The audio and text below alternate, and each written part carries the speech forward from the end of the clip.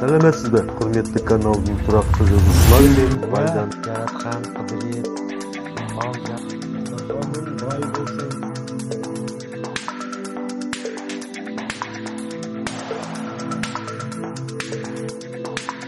Сәлеметсіз бе, каналдың құрметті жазушылары мен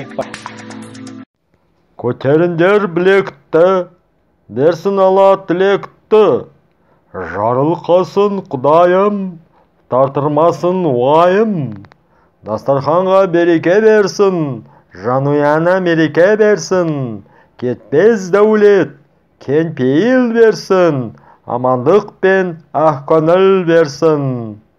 Аумин.